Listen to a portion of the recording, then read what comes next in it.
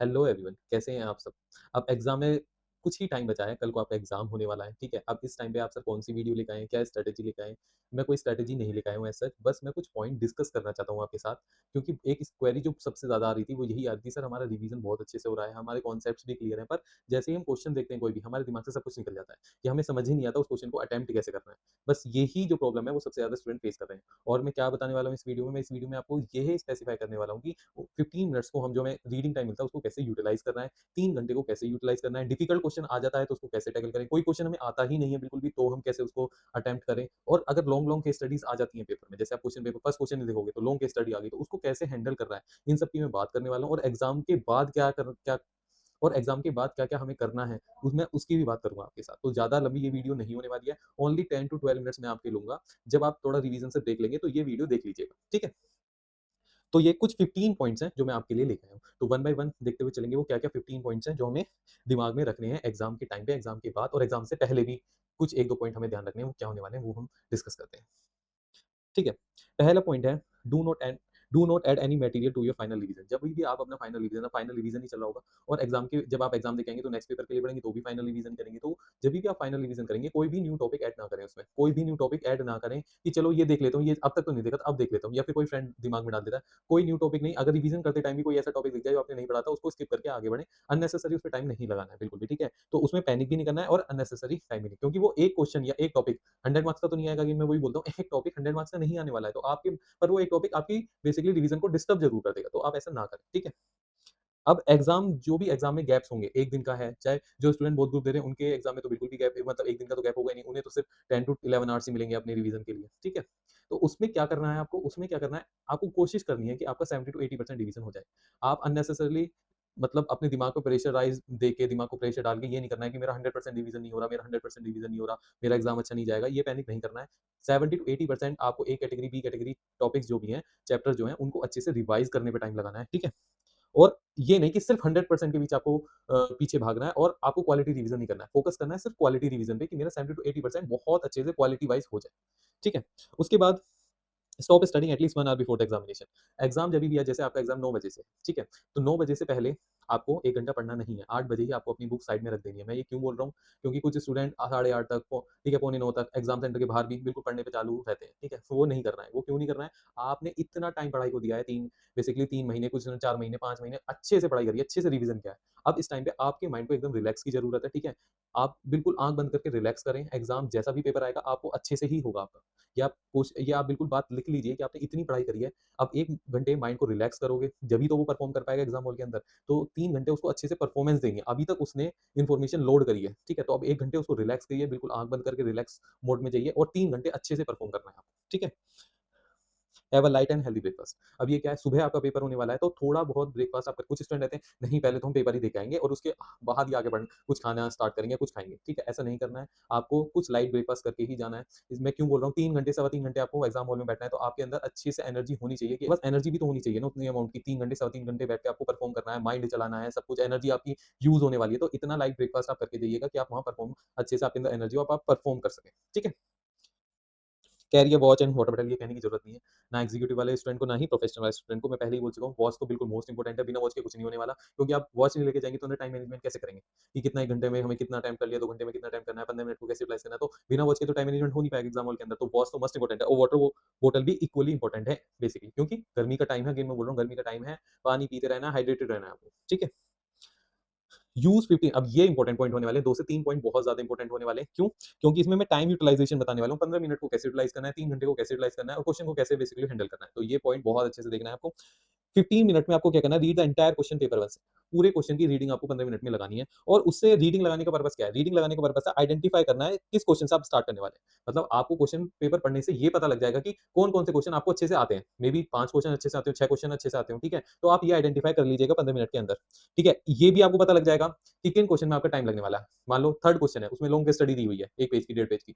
तो उसमें आपको पता लग जाएगा कि इसमें तो टाइम लगने वाला है, तो आपको आइडेंटिफाई कर लेना है कि कौन-सा क्वेश्चन मुझसे ईज़िली हो जाएगा, ठीक है? कौन-सा क्वेश्चन मुझे आता है और किस क्वेश्चन में मुझे टाइम लगने वाला है, and the order in which you plan to attempt them. अब किस ऑर्डर में प्लान, ऑब्वियसली बात है, जो क्वेश्चन आपको अच्छे से आते होंगे, जो आपको प्रोविज़न आते होंगे, प्रोविज़न वाला पूछा गया है, तो वो सबसे पहले आप अटेम्प्ट करेंगे और जो आपको डिफिकल्ट वन है, जो आपको लग रहा है कि ज़्यादा टाइम लेने वाले हैं, तो उनको आपको लास्ट में अटेम्प्ट करना है। तो इस अकॉर्डिंगली आपको 3 चीज़ें देखनी है। पहला, आपको पेपर पढ़ना है। पेपर पढ़ने के बाद आप ये आइडेंटिफाई कर लेंगे कि किस क्वेश्चन से आप स्टार्ट करने वाले हैं, ठीक है? जो आपको अच्छे से आते हैं। किन क्वेश्चन में आपको टाइम लगेगा, उनको आप बाद में टाइम करेंगे। तो बेसिकली एक ऑर्डर आपके सामने निकल के आ जाएगा कि आपको स्टार्ट कैसे करना है और एंड कैसे करना है अपना पेपर। तो 15 मिनट इसीलिए है, 15 मिनट में कोई क्वेश्चन अटेम्प्ट नहीं करना, पर 15 मिनट में क्वेश्चन को बेसिकली गो थ्रू करना है अपने क्वेश्चन पेपर को, ठीक है? How to read and attempt question effectively. अब सबसे ज्यादा प्रॉब्लम यही है, सर कॉन्सेप्ट हमें अच्छे से आता है, प्रोविजन हमें अच्छे से आता है, थ्योरी हमने अच्छे से करी है, कीवर्ड्स हमें सब कुछ याद है, पर क्वेश्चन जैसे हम पढ़ते हैं या क्वेश्चन हम देखते हैं तो हमें नहीं पता चलता कि इसमें लिखना क्या है, ठीक है? और इसको अटेम्प्ट कैसे करना है, मतलब दिमाग से सब कुछ वो कॉन्सेप्ट ही उड़ जाता है। अब क्या फिर बचता क्या है सर? सर जो कुछ भी याद आता है उस टॉपिक का, जिस टॉपिक से वो क्वेश्चन आया उसका जो टॉपिक याद आता है हम वो लिख के आ जाते हैं। मतलब अपना मेहनत को अपनी वहां आप खराब कर लेते हो इस पॉइंट ऑफ टाइम पे, मैं ये बोलता हूँ, ठीक है? क्योंकि मैंने बहुत टेस्ट कॉपीज चेक करी है, तो मुझे यही पता चला स्टूडेंट को आता तो अच्छे से, पर वो लिख नहीं पाता, क्वेश्चन को देखे वो घबरा जाता है। तो उस घबराने को कैसे खत्म करना है पेपर के अंदर बैठ के, तो ये है before writing an answer carefully read the requirement of the question. मतलब आपको रिक्वायरमेंट देखनी है। आपने क्वेश्चन रीड आउट कर रहे हो तो लास्ट की एक लाइन दो लाइन आपको बहुत अच्छे से पढ़नी है, क्योंकि लास्ट एक दो लाइन में रिक्वायरमेंट ही लिखी होगी, ऊपर तो फैक्ट्स दिए होंगे, अगर केस स्टडी है तो ऊपर तो फैक्ट्स दिए होंगे। लास्ट के दो क्वेश्चन में बेसिकली लाइंस रिक्वायरमेंट की होंगी कि क्या उन लाइंस में छुपा होगा कि एग्जामिनर की क्या रिक्वायरमेंट, क्वेश्चन की क्या रिक्वायरमेंट है, ठीक है?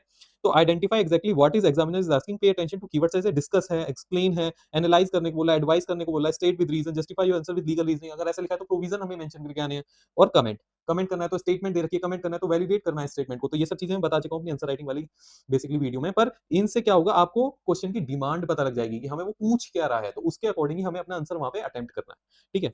मेन रीजन वही है आपका जहां मार्क्स लूज होते हैं कि answer something different from what was actually asked. आपका आंसर बेसिकली डिफरेंट ही होता है जो वो एग्जामिनर पूछ रहा है उससे अलग, ठीक है? तो spend a few extra second understanding the requirement before you. तो कुछ सेकंड अगर आपको ज्यादा लग रहे हैं, 1 मिनट आपको अगर ज्यादा लग रहा है, मिनट तो नहीं लगना चाहिए, आप मान के चलिए 180 नंबर का पेपर है आपका, ओ सॉरी 180 मिनट आपको मिलते हैं, ठीक है? और 100 नंबर का पेपर है आपका, तो 1.8 मिनट्स पर 1 मार्क है आपके पास। तो इस स्पीड से आपको चलना है, ये स्पीड आपको लेके चलनी है। तो अगर आपको कुछ सेकंड लग रहे हैं, अगर देखिए 1 मिनट भी आप क्वेश्चन पढ़ने में लगाएं तो बहुत अच्छी बात है, पढ़ लीजिए। पर उससे उसकी अंडरस्टैंडिंग बना लीजिए, वो पूछ क्या रहा है और किस फ्लो में, किस अटेम्प्ट में, बेसिकली किस सीक्वेंस में मुझे वो आंसर अटेम्प्ट करना है, ठीक है? Attempt the question in a structure से नहीं भटकना है। पेपर कितना भी डिफिकल्ट आ जाए, हो सकता है पहला क्वेश्चन ही डिफिकल्ट आ जाए, इसको देख के आप घबरा जाए और जो क्वेश्चन आपको अच्छे से आते हैं उनको अच्छे से अटेम्प्ट नहीं कर पाएंगे। क्यों? क्योंकि आपके माइंड में एक डर बैठ जाएगा। तो ऐसा नहीं करना है। कैसा भी पेपर डिफिकल्ट आ जाए, आपने जो प्रैक्टिस करी हुई है कि मुझे स्ट्रक्चर में ही लिखना है, कुछ स्टूडेंट की मतलब ये प्रॉब्लम हो जाती है कि एक आध क्वेश्चन डिफिकल्ट आ गया वो घबरा जाते हैं, पर जो उनको अच्छे से आता है ना उसको भी फिर वो मतलब जैसी वो प्रैक्टिस करके गए हैं उस सीक्वेंस में उस अच्छे तरीके से वो अटेम्प्ट नहीं कर पाते। तो आपको ऐसा नहीं करना है, कॉन्फिडेंस के साथ रहना है। जितनी भी प्रैक्टिस करी है हमने, जितना भी हमने अच्छे से लर्न किया है या हमने रिवीजन किया है, उसको उसी तरीके से अटेम्प्ट करना है स्ट्रक्चर्ड मैनर में। हेडिंग्स देनी है, सब हेडिंग देनी है, प्रोविजंस को अच्छे से मार्क करना है, ओपनिंग आपकी अच्छी होनी चाहिए, इंट्रोडक्शन आपका अच्छा होना चाहिए, ठीक है? कंक्लूजन प्रॉपर्ली लिखना है, कंपैरिजन देना है, एनालिसिस अच्छे से लिखना है, केस लो अच्छे से मेंशन करने हैं, ठीक है? ये सब काम आपको अच्छे से करना है, ठीक है?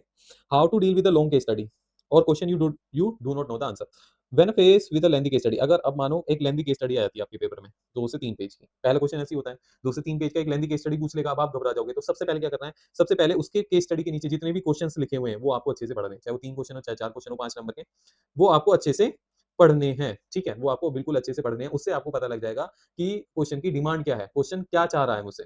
उसके बाद आपको फैक्ट्स रीड आउट करने हैं, ठीक है? जिससे क्या होगा, अननेसेसरी टाइम आपका बच जाएगा। आप सोचो पहले आप फैक्ट्स पढ़ोगे, फिर उसके बाद क्वेश्चन पढ़ोगे, ठीक है? फिर क्वेश्चन को देखने के लिए फिर फैक्ट्स पढ़ोगे, कौन सा क्वेश्चन आंसर निकालने के लिए फिर फैक्ट्स पढ़ोगे, तो आपको बेसिकली डबल टाइम लगेगा। तो पहले आप क्वेश्चन की डिमांड को पढ़ो, उसके बाद फैक्ट्स पे जाओ। जब आप फैक्ट्स पढ़ोगे उस टाइम पे तो आपको पता लग जाएगा, हाँ इससे रिलेटेड क्वेश्चन था, तो मुझे बेसिकली वो फैक्ट्स ध्यान में रख के ही आंसर लिखना है। तो इससे आपका थोड़ा टाइम बच जाएगा, थोड़ा नहीं बहुत टाइम बच जाएगा, ठीक है? तो first read the requirement at the end of the question, understand what exactly need to be answered and then identify the relevant facts from the case study, ठीक है? If you came across a question which you do not know the complete answer, देखो अगर कोई question ऐसा जाता है जिसका answer आप, हो सकता है या तो आपने वो पढ़ा नहीं, या हो सकता है वो क्वेश्चन ही बिल्कुल आउट ऑफ द बॉक्स हो। दो ही बात हो सकती है, या तो आपने वो पढ़ा नहीं है या वो question he out of the box है। क्योंकि ड्राफ्टिंग के पेपर में लास्ट टाइम कुछ सेक्शन बेस्ड या प्रोविजन बेस्ड क्वेश्चन आए हुए थे जो बेसिकली प्रोविजन बुक में नहीं थे, तो वो question out of the box था, तो वो किसी को नहीं आता। तो उस केस में क्या करना है आपको, पर उसके कुछ रिलेवेंट मटेरियल आपकी बुक में दे रखा था, तो do not panic, write the whatever relevant concept, provision, principle और लॉजिक यू कैन रिकॉल। जो भी आपको उस टाइम पे लॉजिक लग रहा है या जो भी आपने रिलेवेंट उस टॉपिक, जैसे यूसुफ फ्रैक्चरिंग मॉर्गेज के प्रोविजन बेस आया था, पर यूसुफ फ्रैक्चरिंग मॉर्गेज था बुक में, तो आप यूसुफ फ्रैक्चरिंग मॉर्गेज का जो भी रिलेवेंट था स्टूडेंट को वही लिखना था, उस टाइम पे वही उसके लिए रिलेवेंट था। तो ऐसे ही जो आपको रिलेवेंट लगे, जो आपका लॉजिक आपको लगाना हो, ठीक है? आप प्रोफेशनल और एग्जीक्यूटिव प्रोफेशनल एग्जाम दे रहे हो, तो आप लॉजिक थोड़ा तो लगा ही सकते हो ना। तो लॉजिक जो भी आपको लग रहा है, पार्शियल नॉलेज आपके पास जो है बेसिकली वो आप लगा के आओ, तो कुछ मार्क्स आपको उस बेसिस पे मिल जाएंगे, ठीक है? क्वेश्चन आपको ब्लैंक नहीं छोड़ के आना है, ब्लैंक इस उस पे ब्लैंक नहीं छोड़ के आना है कि मुझे आता ही नहीं है, ठीक है? या मैं इसे परफेक्टली अटेम्प्ट नहीं कर पाऊंगा। परफेक्टली जैसा कुछ नहीं होता, अगर कोई question out of the box आएगा, वो सबके लिए आउट ऑफ द बॉक्स होगा, कोई इसमें परफेक्टली अटेम्प्ट कर ही नहीं पाएगा। तो जितना आपको आता है वही आपको वहां पे वो लिखना है, ठीक है? ये हम बात कर चुके हैं, स्ट्रॉन्गेस्ट क्वेश्चन से आपको स्टार्ट करना है, ठीक है? जो क्वेश्चन आपको अच्छे से आते हैं, उससे आपको स्टार्ट करना है, क्योंकि पहले 4 से 5 आंसर आपके बहुत बेहतर होने चाहिए। अब बेहतर होने चाहिए, आपको अच्छे से आता है, तो इसका मतलब ये नहीं है आप उसपे अननेसेसरीली आधा घंटा लगा दें। ऐसा बिल्कुल नहीं करना है कि आपको 30 मिनट, 40 मिनट उसी 4-5 क्वेश्चन में लगा दें, बिल्कुल ऐसा नहीं करना है। आपको अच्छे से आता है, पर मार्क्स उसके 5 ही हैं। आप ये सोच लो, अगर आपको एक क्वेश्चन अच्छे से आता है, तो उसके 3 पेज बनने से आपको 10 नंबर नहीं मिल जाएँगे 5 के, मिलेंगे आपको 5 ही। तो आपको टाइम का अच्छे से ख्याल रखना है कि जो अगर आपको क्वेश्चन अच्छे से भी आता है, तो 1 से डेढ़ पेज में उसको खत्म करना है। 5 नंबर की बात मैं कर रहा हूँ। 1 से डेढ़ पेज में उसको खत्म करना है। इससे ज़्यादा आपको नहीं लेके जाना है, एग्ज़ामिनर आपको 10 से 15 नंबर नहीं देगा उसके ऊपर, तो टाइम को बहुत अच्छे से ख्याल रखना है, आपको जितना ही अच्छा आता हो। इसका मतलब ये नहीं कि आप रिलेवेंट, इर्रेलेवेंट सब कुछ वहाँ भर के आ जाओगे, ऐसा बिल्कुल भी नहीं करना है। तो यही मैंने वही लिखा, वही बात लिखी हुई है यहाँ पे। Finish strong as well, start जितने अच्छे से करनी है, तो एंड में आपको ऐसा नहीं कि आप एकदम भागते हुए लिख रहे हैं। कुछ स्टूडेंट ऐसे हैं, स्टार्ट में तो बहुत सुंदर-सुंदर लिखते हैं, एंड में उनको पता नहीं क्या हो जाता है, ऐसे लिखते हैं कि वो लेजिबल ही नहीं होता। तो एंड के 1-2 क्वेश्चन भी आपको अच्छे से अटेम्प्ट करने हैं, ऐसे भागते हुए अटेम्प्ट नहीं करने हैं, ठीक है? तो अच्छे से आपको आंसर लेजिबल होकर होना चाहिए। अब ये आपको लग रहा होगा सर ये तो बहुत डिफिकल्ट डिफिकल्ट चीज़ है, डिफिकल्ट नहीं है, आप कूल माइंड से अगर पेपर अटेम्प्ट करेंगे तो सब कुछ पॉसिबल है, ठीक है? पर एकदम आप प्रेशर में आ जाएँगे तो आपको फिर आप फर्स्ट मिनट से आप भागना ही चालू कर देंगे पेपर में, ठीक है?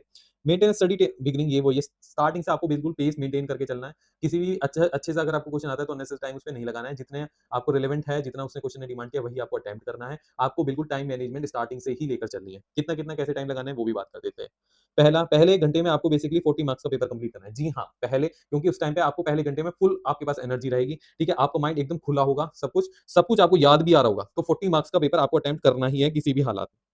सेकंड आवर में आपको करना है 35 मार्क्स का पेपर आपको कंप्लीट करना है, एंड थर्ड आवर में आपको 30 मार्क्स का पेपर बेसिकली करना है। और जो जैसे 30 का करना है तो कुछ टाइम बच भी जाएगा 5 से 10 मिनट का, तो आपको एक बार रिव्यू करना है और कोई आपका क्वेश्चन अगर रह गया तो वहाँ को अटेम्प्ट करना है। सर आप तो क्या बात कर रहे हो, 5 से 10 मिनट हमारा तो पेपर छूट भी जाता है। देखो अगर आप प्लानिंग से चलोगे, जैसे मैंने प्लानिंग बताई है, तो आपको 5 मिनट मिल ही जाएँगे, ठीक है? और आपको जो रहता होगा, जो छूट रहा होगा, ठीक है? अगेन मैं एक इंपॉर्टेंट बात यहाँ पे बोल रहा हूँ, अगर आपका आंसर कोई छूट रहा है, कहते हैं ना क्वेश्चन मेरे 5 नंबर छूट गया, तो आपका छूटना भी वही चाहिए जो आपको आता ही ना हो। तो पेपर को इस सीक्वेंस में आपको अटेम्प्ट करना है, पेपर को क्वेश्चन को इस ऑर्डर में अटेम्प्ट करना है कि आपका अगर छूटे भी तो वो छूटे जो आपको बिल्कुल भी नहीं आता हो, जिसका 1% क्या आपने कुछ पढ़ा ही ना हो, तो छूटे भी तो वही छूटे, ठीक है? पेपर को इस ऑर्डर में। पर मैं अगेन बोल रहा हूँ 100% का आपको कोशिश करनी है, आपको 100% पेपर अटेम्प्ट करना है और लास्ट के अगर 5 मिनट आपको मिल जाते हैं तो पेपर को एक बार रिव्यू कर लें कि कोई उसका पर्टिकुलर क्वेश्चन कोई भी पार्ट सब पार्ट आपका नहीं छूट गया हो, ठीक है? By chance.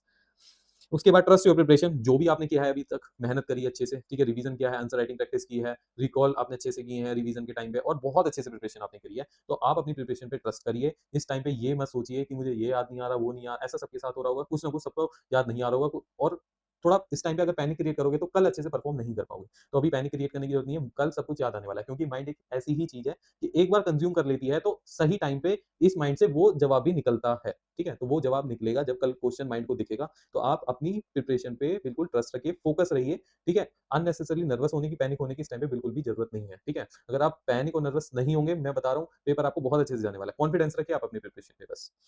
Don't discuss answer after the exam. देखो 2 बातें सबसे ज़्यादा इंपॉर्टेंट है, ठीक है? मैंने देखा है बहुत सारे स्टूडेंट्स को, पेपर से पहले एग्जाम हॉल के बाहर, मतलब आपका जहाँ भी सेंटर होगा उसके बाहर, आप अपने दोस्तों से बिल्कुल भी डिस्कशन नहीं करेगा, बिल्कुल भी अपनी प्रिपरेशन डिस्कस नहीं है, कोई भी पर्टिकुलर क्वेश्चन कोई कोई ऐसा आपके पास जबरदस्ती आके पूछे सर ये प्रोविज़न, ये सेक्शन मुझे कुछ नहीं आता। 1 घंटे पहले बिल्कुल आपका दिमाग रिलैक्स होना चाहिए। कोई किसी से प्रोविज़न, कोई किसी से सब क्वेश्चन, हेडिंग, टॉपिक, कॉन्सेप्ट कुछ भी नहीं डिस्कस करना है, एग्जाम का एक पॉइंट भी डिस्कस नहीं करना है आपको, ठीक है? एग्जाम हॉल के बाहर, एग्जाम सेंटर के बाहर और जैसे ही आपका पेपर हो जाए, अब आपका पेपर जैसे भी गया हो, ठीक है? मैं तो चाहूँगा आपका पेपर बेस्ट एकदम अच्छे से जाए और पेपर आपको बिल्कुल परफेक्ट होना चाहिए। पर आपका जैसा भी एग्जाम डिफिकल्ट आए, कैसा भी आए और आपकी जैसा भी सिचुएशन आपकी अराइज़ हो रही है उस टाइम पे, कुछ भी पेपर आपको डिस्कस नहीं करना है, ठीक है? पेपर आपको बिल्कुल भी डिस्कस नहीं करना है, वो पेपर आप लाके पेपर अपनी जहाँ पे आप पूजा करते हैं, वहाँ पे रख दीजिए, बहुत अच्छी बात है, या उसको साइड में रख के कहीं आपकी नज़र ना पड़े। जितने भी 10 दिन एग्ज़ाम चल रहे हैं, आपकी बिल्कुल भी नज़र ना पड़े, ऐसी जगह उसको रख दीजिएगा, ठीक है? बिल्कुल भी किसी से फ़ोन पे बात करने की ज़रूरत नहीं। चाहे पेपर होता है ना, पेपर ऐसा बॉम्ब फूटता है, पेपर ऐसा डिफिकल्ट आ गया और फिर अननेसेसरी कॉल पे लग जाओ आप और यार तेरा कैसा गया, मेरा कैसा गया और वो सब कुछ बताना, वो सब बिल्कुल भी नहीं करना, पेपर कैसा भी आए, ठीक है? अच्छा गया है तो बहुत अच्छी बात है, ठीक है? उससे अच्छी बात तो कुछ हो ही नहीं सकती, ठीक है? पर आपको आते ही पेपर के बाद थोड़ा-सा रेस्ट लेके, 1 घंटे का रेस्ट लेके, आधे घंटे का रेस्ट लेके नेक्स्ट एग्ज़ाम की प्रिपरेशन पे आपको लग जाना है, ठीक है? गोल्डन रूल क्या है? गोल्डन रूल ये है, पेपर डिफिकल्ट आएगा तो वो सबके लिए आएगा, आपके अकेले के लिए नहीं आएगा। तो अननेसेसरी पैनिक आपको नहीं करना है। ये लिखा है वही, if a paper felt difficult to you, it was probably difficult for most of the student as well. Don't जज your performance based on the emotion immediately after the exam, ठीक है? तो एक पेपर अगर डिफिकल्ट आता है तो next paper के लिए आपको ये नहीं सोचना है कि यार अब तो मेरा कुछ नहीं हो सकता, अब तो मेरा पेपर का एक एक ऑलरेडी खराब हो गया, अब मेरा क्या होगा, अब मैं क्या करूँगा? अगर आपको ऐसा लग रहा है कि एक पेपर खराब हो गया है आपका, ठीक है? अगर बिटवीन 4 पेपर में से कोई एक पेपर डिफिकल्ट आया और आपको लग रहा है कि आपका थोड़ा-सा खराब हो गया है और नेक्स्ट पेपर के लिए आप नहीं बैठ रहे, तो आप मुझे कॉल कर लीजिएगा। मैं आपको अच्छे से गाइडेंस दूँगा, ठीक है? फिर कि पे नेक्स्ट के लिए कैसे, और मेरा नंबर यही है, 9084610707। अगर कोई भी पेपर आपका डिफिकल्ट गया हुआ है, मतलब अच्छा नहीं गया है, डिफिकल्ट मतलब पेपर डिफिकल्ट आया और आपका पेपर अच्छा नहीं हुआ है, और नेक्स्ट के लिए आपको बिल्कुल नर्वस फील हो रहे हो, स्ट्रेस्ड आउट हो चुके हो कि सर अब क्या करूँ, मेरा तो पेपर बिगड़ गया, और ये आपको फीलिंग आ रही है, अब ये अटेम्प्ट कैसे होगा, आप मुझे कॉल करना डायरेक्ट, ठीक है? मैं आपको अच्छे से गाइड करूँगा, क्योंकि बहुत सारे स्टूडेंट इस टाइम पे आके ऐसे ही थोड़ा बिखर जाते हैं, और नेक्स्ट पेपर के लिए उनको नहीं होता कि नेक्स्ट पेपर हम जाएँ, देने दें या ना दें, ये सब रहता है माइंड में, तो वो उसकी बिल्कुल भी आपको वो सोचना नहीं है। सारे पेपर आपको देने हैं, 4 पेपर दे रहे हैं, 4 पेपर, 7 पेपर दे रहे हैं, 7 पेपर, सारे पेपर आपको देने हैं, ठीक है? कोई भी पेपर छोड़ना नहीं है, अगर कोई भी बीच में अगर एग्जाम खराब होता है, तो कोई भी पेपर आपको छोड़ना नहीं है। मैं ये मान के चलो, मैं क्यों कह रहा हूँ, बहुत इंपॉर्टेंट है। जो आप सोच रहे हो ना कि एक पेपर अगर खराब हो जाएगा और उसमें मार्क्स नहीं आएँगे, उसमें ही आप पास हो जाओगे, और बाकी जो नहीं दे पाओगे फिर अफ़सोस करोगे। तो आपको ऐसा नहीं करना है, ठीक है? तो लास्ट में कहूँगा, all the very best for your examination, ठीक है? तो ये 15 पॉइंट्स मेरी तरफ से थे। Hope you have like this video, please share and subscribe to our YouTube channel lock and access. Thank you so much.